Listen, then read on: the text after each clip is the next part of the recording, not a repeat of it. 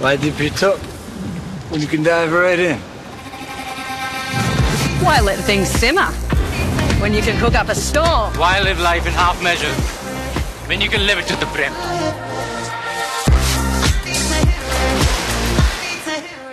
बांगलादेशामध्ये अल्पसंख्याक हिंदू समाजावर ज्या प्रकारचे हल्ले सुरू आहेत, ज्या प्रकारे त्यांचं रक्त सांडलं जात आहे, ज्या प्रकारे त्यांना देश सोडण्यास भाग पाडलं जात आहे, हा अत्यंत चिंतेचा विषय आणि अग्रलेखात टीका केली नसून ती व्यथा मांडली आहे आणि चिंता व्यक्त केली. बांगलादेशामध्ये शेख हसीना यांची सत्तापालट झाल्यानंतर आणि त्याआधीसुद्धा तिकडले कट्टरपंथी संघटना आणि लोक हे सातत्यानं हिंदू समाजाला भयभीत करत राहिले, धमक्या देत राहिले, त्यांच्यावर हल्ले करत राहिले, मुलीबाळींवरती हल्ले करत राहिले, त्यांचे व्यवसाय, त्यांच्या संस्था ह्यांच्यावर हल्ले झाले, हिंदूंचे खून झाले, सुरू आहेत, हिंदू मंदिरांवर हल्ले सुरू आहेत. इस्कॉनचे पुजारी चिन्मय दास मला वाटतं त्यांना देशद्रोहाच्या आरोपाखाली अटक केली आहे. जे हिंदूंची बाजू लावून धरतील, मग कोर्टात हिंदूंच्या बाजूने उभा राहिलेल्या वकिलांच्या हत्या होत आहेत. ही स्थिती स्वतःला हिंदूंचे नेते समजून घेणाऱ्या देशाचे पंतप्रधान आमच्या नरेंद्र मोदी आणि गृहमंत्री अमित शहा यांना विचलित करत नसेल आणि फक्त सचिव पातळीवरच चर्चा सुरू असेल तर मला असं वाटतं हे सरकार हिंदूंच्या बाबतीत भोंदूगिरी करत आहे, ढोंग करत आहे आणि यांना हिंदू फक्त मतांसाठी हवा आहे आपल्या देशात आणि जगामध्ये. हाच विषय जर पाकिस्तानात घडला असता, तेव्हा इंडिया गेट समोर राहून प्रधानमंत्र्यांनी भाषण केलं असतं आणि पाकिस्तान में घुसकर मारेंगे अशी भाषणं करून त्यांनी या देशामध्ये एक वातावरण निर्माण केलं असतं. पण आता निवडणुका नाहीत, बांगलादेशमध्ये यांना निवडणुका लढायच्या नाहीत, त्याच्यामुळे हिंदू जगला काय आणि मेला काय अशी तिकडल्या हिंदूंची अवस्था आहे. भारताच्या सीमा सील करून हिंदूंना आपल्या देशात येण्यापासून रोखलं जात आहे. लक्षात घ्या, तुम्ही हिंदुत्ववादी आहात, प्रधानमंत्र्यांनी स्वतः यात लक्ष घातलं पाहिजे. मग पाकिस्तानच्या संदर्भात सचिव पातळीवरती का नाही चर्चा झाल्या? पाकिस्तानवरती हल्ले का केले तुम्ही? कारण तेथे सुद्धा त्यांनी काश्मीरमध्ये आपल्या जवानांवर हल्ले केले. हिंदूंचा प्रश्न जो आहे बांगलादेशमधला हा त्यांचा अंतर्गत प्रश्न नाही, हा भारताचाही प्रश्न आहे. आपल्या सरकारला वाटत असेल की तो त्यांचा अंतर्गत विषय आहे, नाही, आम्ही म्हणतो हा हिंदूंवरील हल्ला हा या देशाचा विषय आणि आम्हाला संपूर्ण देशभरामध्ये आज ठिकठिकाणी उग्र आंदोलनं सुरू आहेत गेले काही दिवस. त्यात भारतीय जनता पक्ष कुठेच नाही, RSS कुठेच नाही. महाराष्ट्र असेल, हरियाणा असेल, उत्तर प्रदेश असेल, पश्चिम बंगाल असेल. पश्चिम बंगालमध्ये तर ढाक्यातून येणाऱ्या साड्यांची होळी केलेली आहे, जामदानी साड्यांची. हे चित्र फार भयावह आहे. नरेंद्र मोदी मणिपूरला जात नाहीत, नरेंद्र मोदी बांगलादेशमधल्या हिंदूंवर एक शब्द काढत नाहीत, अमित शहा बोलत नाहीत, विदेश मंत्री बोलत नाहीत. मग जो हिंदू उरलेला आहे बांगलादेशमध्ये पिढ्यानपिढ्या फाळणी झाल्यामुळे त्याला तिथे राहावं लागतं आहे.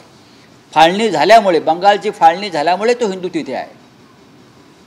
त्यांच्या बाजूनं कोण उभं राहणार? त्यांचा आवाज कोण मांडणार? पार्लमेंटला त्याच्यावर चर्चा करू दिली जात नाही. आम्ही अनेकदा प्रश्न उठवायचा प्रयत्न केला. राष्ट्रीय सुरक्षेच्या फालतू मुद्द्यावर जॉर्ज सोरोस त्याच्यावर भारतीय जनता पक्षाचे लोक लोकसभा आणि राज्यसभा बंद पाडतात आणि बांगलादेशमधल्या हिंदूंच्या अत्याचारासंदर्भात ते एक शब्द काढत नाहीत, स्थगन प्रस्ताव मांडत नाही. आमचे स्थगन प्रस्ताव फेटाळले जातात. तुम्ही राज्य सभापती जे आहेत राज्यसभेचे त्याच्यावर त्याच्यावर आम्ही चर्चा करतो आहोत. आम्ही एकत्र सगळे आहोत आणि चर्चा करतो आहोत. त्याशिवाय दुसरा पर्याय दिसत नाही. ज्या पद्धतीनं राज्यसभेचं सभागृह चालवलं जातं एकतर्फी, त्याच्यामुळे हा दुर्दैवानं आम्हाला विचार करावा लागतो. शरद पवारांच्या निवासस्थानी दिल्लीतील आज जे महाविकास आघाडीचे पराभूत उमेदवार जे आहेत ते दिल्लीत आलेले आहेत आणि त्यांची बैठक जी आहे ती होणार आहे. ईव्हीएमच्या विरोधात हे आंदोलन महाराष्ट्रात सुरू झालं, त्याची आता दिल्लीपर्यंत पोहोचलेलं असं म्हणायचं. बघा, आम्ही सगळेच माननीय शरद पवार साहेब असतील, माननीय उद्धव ठाकरे जे असतील, राहुल गांधी असतील, सगळ्यांनी एक भूमिका घ्यायचं ठरवलेलं आहे. आणि जे उमेदवार पराभूत आहेत आणि ज्यांना पूर्ण विजयाची खात्री होती, पण त्यांना वाटते काहीतरी घोटाळा करून आमचा पराभव घडवून आणला, ते सगळे आपापल्या पद्धतीनं लढतायत. मग न्यायालय असेल, आंदोलनं असतील मरकडवाडीसारखी, आणि त्याला आमचा सगळ्यांचा, सर्वच पक्षाच्या या लढवयांना आमचा पाठिंबा. सर, कुर्ल्यामध्ये दुःखद घटना घडलेली आहे. बसने एक अपघात झालेला आहे, 6 जणांचा मृत्यू झाला. पण प्रशासन पाठीशी घालते ड्रायव्हर असेल किंवा माध्यम प्रतिनिधींना तिथं कव्हरेज करू दिलं जात नाही. याचं कारण असं आहे की जे नवीन सरकार आलेलं आहे आणि जे पोलीस आहेत, इतर प्रशासकीय जे यंत्रणा आहेत, त्या दबावाखाली आहेत. चला, थँक्यू. बोलिए. सर लालू प्रसाद का स्ट्रॉन्ग स्टेटमेंट आया है कि इंडिया ब्लॉक की लीडरशिप अब ममता बनर्जी को दे देनी चाहिए, कांग्रेस की आपत्ति कोई मायने नहीं रखती. इस बारे में इंडिया ब्लॉक में चर्चा चल रही है. इंडिया ब्लॉक में सिर्फ कांग्रेस पार्टी नहीं है, कांग्रेस पार्टी वरिष्ठ पार्टी है, बड़ी पार्टी है. कांग्रेस पार्टी की लीडरशिप के साथ हमारे सबके बहुत मधुर संबंध है, चाहे राहुल जी हो, चाहे खरगे साहब हो.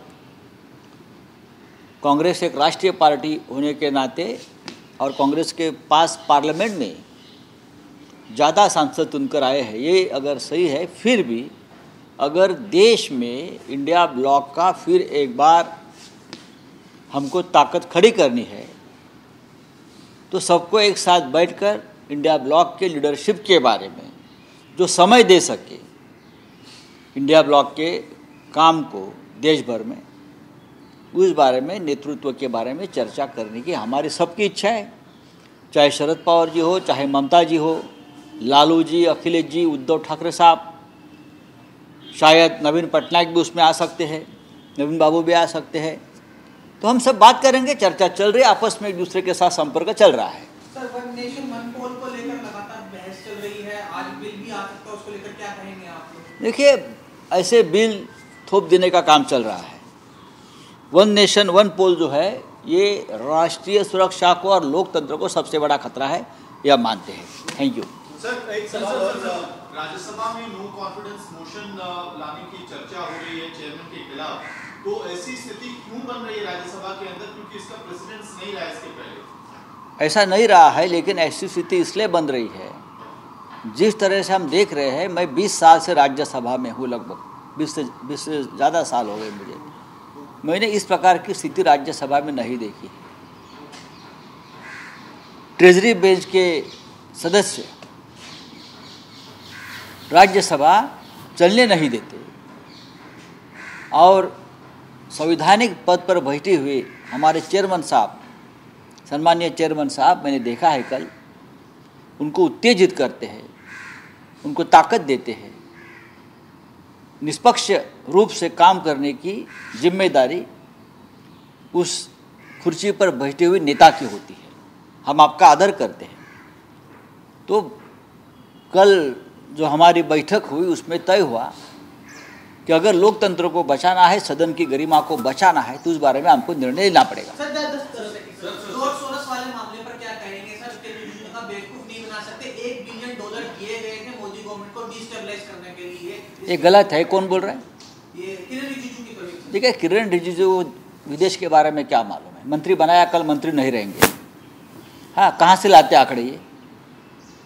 हम कहते हैं कि जो गौतम अडानी देश लूट रहा है आपकी मदद से, उस बारे में चर्चा करो. कोई एक जॉर्ज सोरोस है, उसका 95 ईयर्स का ये बंदा है, 95 ईयर्स, वो हमारे देश को डिस्टेबलाइज कर रहा है. इतना कमज़ोर है क्या हमारा देश और आपकी सरकार? क्यों डरते हो आप? ये सब नैरेटिव सेट, उनके भाषा में नैरेटिव सेट कर रहे हैं, अफवाहें फैला रहे हैं. कोई ज़रूरत नहीं है. Why did you took when you can dive right in? Why let things simmer when you can cook up a storm? Why live life in half measure when you can live it to the brim?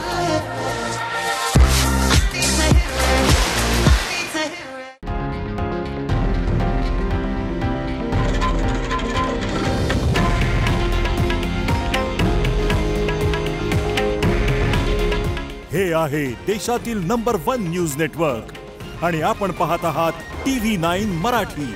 काळजी तुमची, हित महाराष्ट्राचं.